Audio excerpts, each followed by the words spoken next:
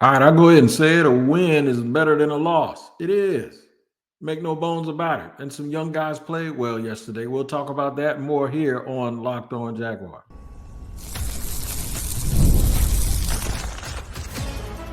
You are Locked On Jaguars, your daily Jacksonville Jaguars podcast.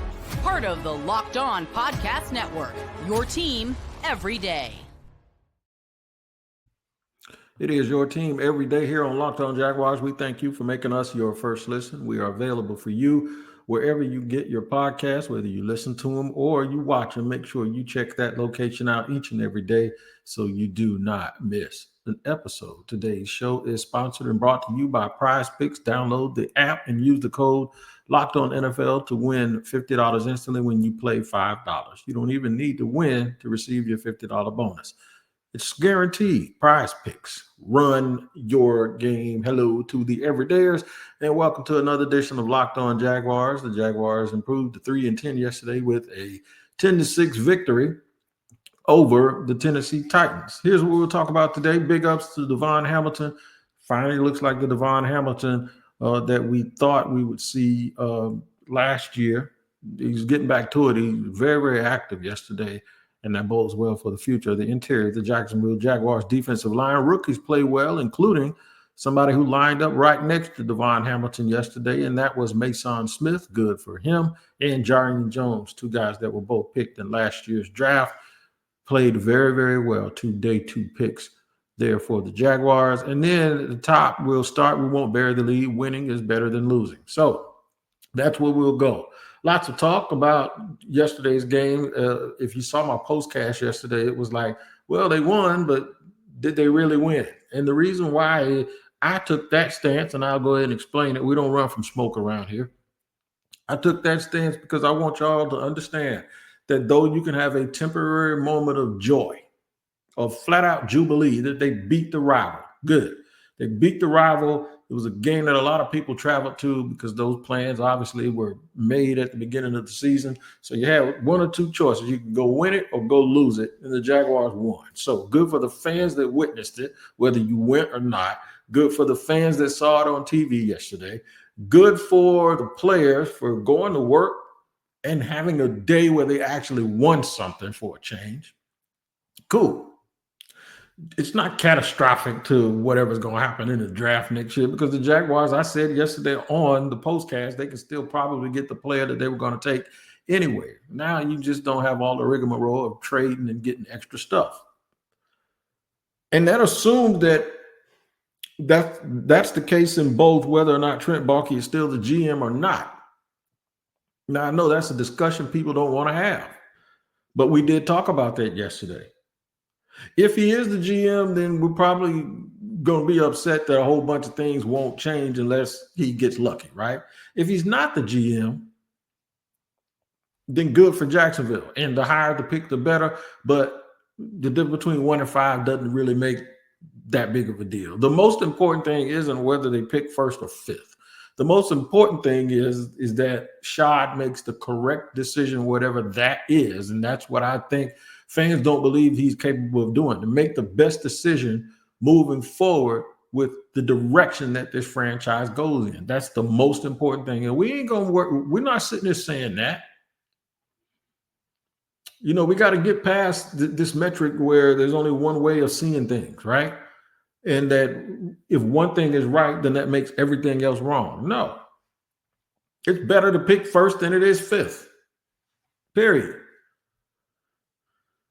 Histrionics says that it doesn't matter whether Jaguars pick first or fifth, that they're going to somehow manage to not do right by the pick or not onboard them correctly or not do all the other things that they need to do for them to not be picking in the top 5 again. See Trevor Lawrence and Trayvon Walker. Doesn't mean that those were bad picks.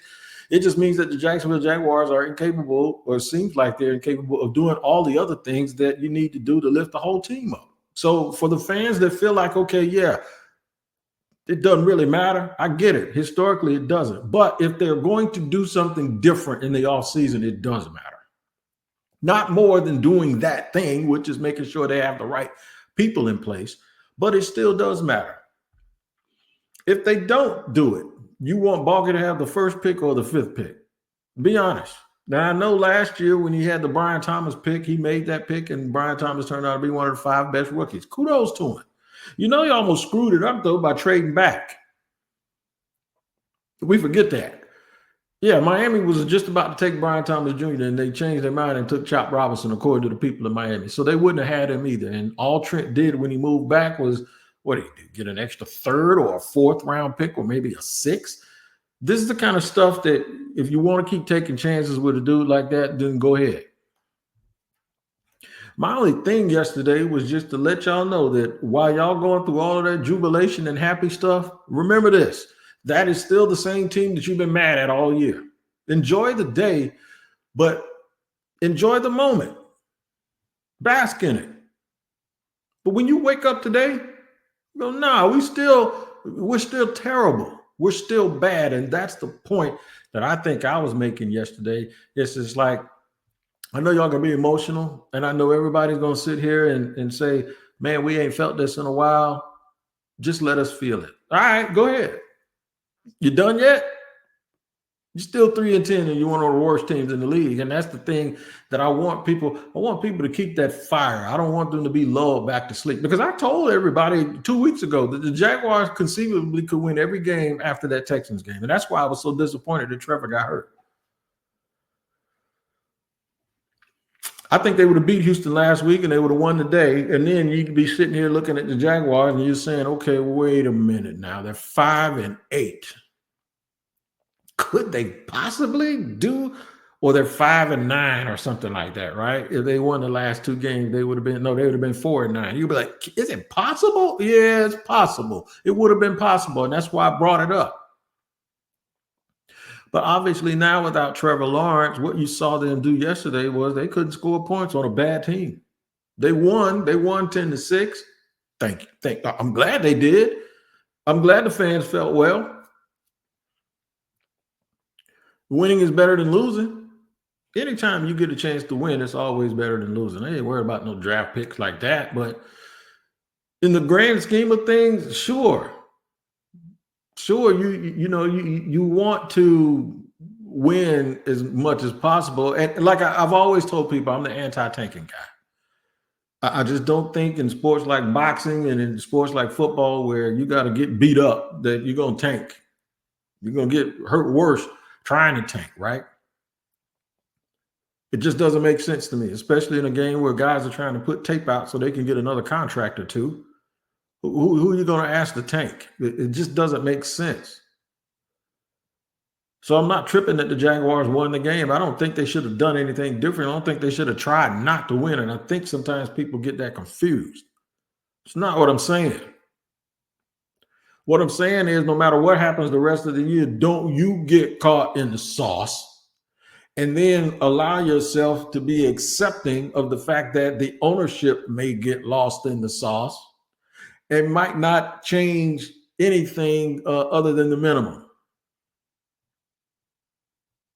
And by only changing the minimum, I mean the coaching staff. And then from that point forward, be on a path to make more and more mistakes that eventually they're going to end up making. I'm just going to say it. I think if they retain Trent Balky, they're going to set this franchise back another 3 years. And I don't want anything to come close to looking like that's going to happen. And that's why I'm thinking it the way that I'm thinking. Now, some rookie doesn't mean that Trent has always done a terrible job. We saw some rookies play well yesterday. I thought these rookies would play better heading into the season anyway. And those guys I'm talking about Jarrian Jones and Maason Smith. Maason Smith had been on a milk carton. Yesterday, he showed up and played more snaps on the interior than any defensive tackle. And he did well. Well enough that I think we ought to talk about it. We'll do that in segment number 2, where we'll talk about both Jarrian Jones as well as Maason Smith and what it means for the Jaguars moving ahead. We'll do that in just a second here on Locked On Jaguars.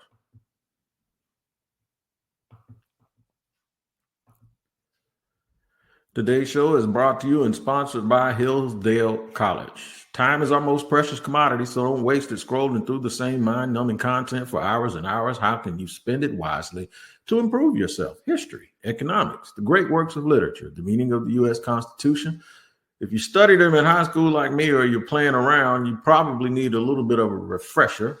Time and technology have changed a lot of things, but they have not changed basic fundamental truths about the world and our place in it. All of Hillsdale's courses are self-paced, so you can start whenever and tune in wherever. Plus, you can go deep with readings, quizzes, discussions, or just enjoy the lectures. Go right now to hillsdale.edu/lockedon to enroll. There's no cost and it's easy to get started. That's hillsdale.edu/lockedon to register. hillsdale.edu/lockedon. And today's show is sponsored and brought to you by our friends over at Prize Picks. If you love watching the game, you're going to love Prize Picks, the easiest and most exciting way to play daily fantasy. Whether it's football, basketball, or any of your favorite sports, Prize Picks makes your holidays bigger and brighter.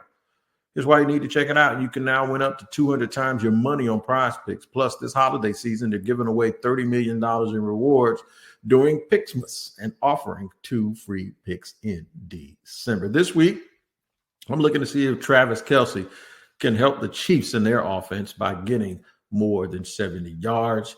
And Lamar Jackson, I think, will go over 250 in next week's game. Download the Prize Picks app today, and use the code LOCKEDONNFL to get $50 instantly after your first $5 lineup. That's right, $50 instantly when you play just $5. Prize Picks, run your game. Moving along here on Locked On Jaguars, where it's your team every day. We thank you for making us your first listen. Rookies played well yesterday. Also, it's notable to mention that Andre Cisco was not in the starting lineup. Antonio Johnson was in the starting lineup with Darnell Savage lined up at safety. So, yeah, there you go, man. Already looking like this team is looking with an eye towards the future and getting other people involved. Maason Smith, I wouldn't necessarily say he's made his debut yesterday, but he made his coming out party after being a healthy scratch or a not so healthy scratch for most of the season. The second round pick was chosen, I believe, 50th overall. Had a pretty good game yesterday. Was active, was busy, played more snaps than anyone else at the defensive tackle position, and looked the part. Looked like a big, strong, physical guy that can move people and be a people mover in the future. Former 5-star recruit out of high school. Looked really, really good yesterday. It kind of makes you wonder what's been going on with him or what's been going on with who doesn't believe in who and why it took him so long to get out there, or was it just a health issue? But that just goes back to messaging and Doug being vague and talking about it. And I do realize that injuries and all of that stuff is really a need to know basis. So nobody was obligated to tell us exactly what was going on with Maason, but it could have ended some of the speculation, because yesterday, the way he played like a dude who, quite frankly, needed to be a person who was at least a day 2 pick in the draft.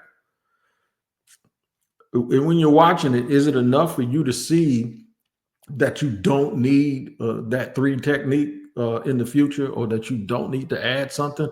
I think competition is always good, but I do believe that the end of this year could be promising for whoever takes over this team, because Maason is multiple. He can do a lot of different things. He can 5 technique it. He can line up. He can 2 gap. He can be a 1 gap penetrator. He can do a lot of stuff with his size and his length. So I'm not always going to get mad at the picks that Trent Balky makes. In fact, I can justify a lot of the picks that Trent Balky's made over the years. It's for me, it's the team building aspect that comes along with it, and then it's the temperature that you set in the building as the leader of the football team, and the messaging that all makes that little bit of a difference. Nothing is more important than talent procurement and getting the right people in the building for your culture.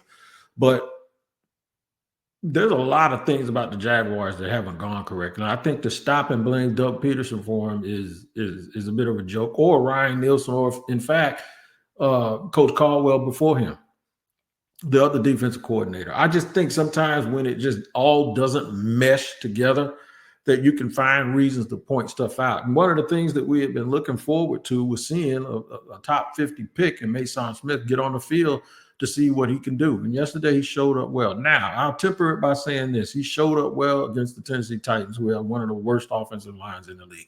Their offensive line is worse than Jacksonville's, and you know I've been hard on the Jacksonville offensive line. But they're still NFL players, and there's two things that could have happened. He could have played well, and he could have not played well, and he did play well, so I think we ought to give him credit for it. The players he played against yesterday were obviously already in the league, so that means evaluating him based on his college tape, well, this was better than that. So we have to keep that realization going.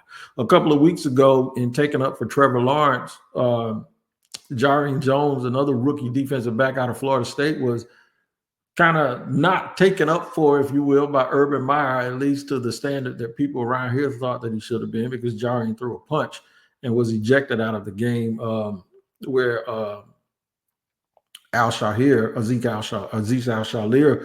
Al-Shahir for the Texans was kicked out for hitting Trevor Lawrence.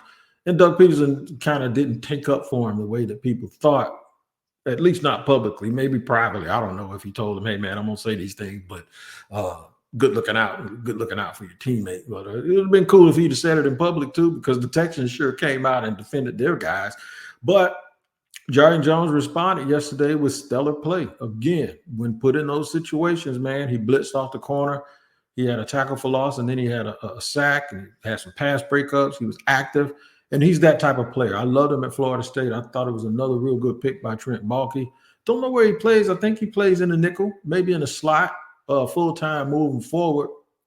But he's feisty, and he's the type of dude that is a culture changer for your program. So two good showings yesterday by a couple of young players. You can say too little, too late. It's never too late to do a good job. So far, I tell you what Trent has done that has worked out. Walker Little has looked really, really good. I just be wondering, man, why he wasn't on the field early if this is what that they were going to get him. Or maybe they've been working with him the whole time, and what you're seeing is a product of that work, and they need to be given credit for that too. But another week where Walker Little has played well. Now, he ain't been perfect. Quarterback still been running around a little bit too much for me. And once again, the interior of the Texans line is probably one of the best in the league, but their edges leave a lot to be desired. So, you know, you have to temper all of this. And then just think about it. They won 10-6. It's not like they went out and won 30-6 or 25-6, 24-6. If Calvin Ridley, who used to be here, doesn't run out of bounds, the Jaguars might lose that game yesterday too. And then the conversation that we're having today is a little bit differently.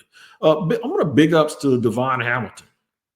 I know it's Monday. It's positive, Wig. Everybody's like, Wig, what happened, man? You being so positive. No, when they win, you know, y'all kind of did remind me you do have to celebrate the little wins. So I went and found those little nuggets that these are still things that are going to be big for the future. I think Devon Hamilton is a pretty good player for this team. And finally, it looks good to see him being back to himself after he had an illness last offseason that kind of, it looks like it stuck with him all last year and it lingered into this year too, but it looks like he is back to being his disruptive self. We'll discuss that and more in just a second here on Locked On Jaguars.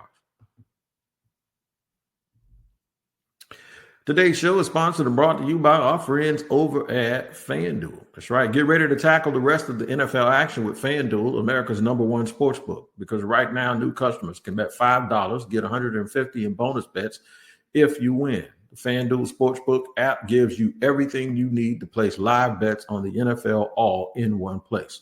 So when you get a hunch in the middle of the game, you can check out the latest stats, view live play-by-play, and so much more on the same page where you place your bets. Just visit FanDuel.com to join today, and you'll get started with $150 in bonus bets if you win your first $5 bet. That's FanDuel.com. Never waste a hunch and make every moment more with FanDuel, an official sportsbook partner of the NFL.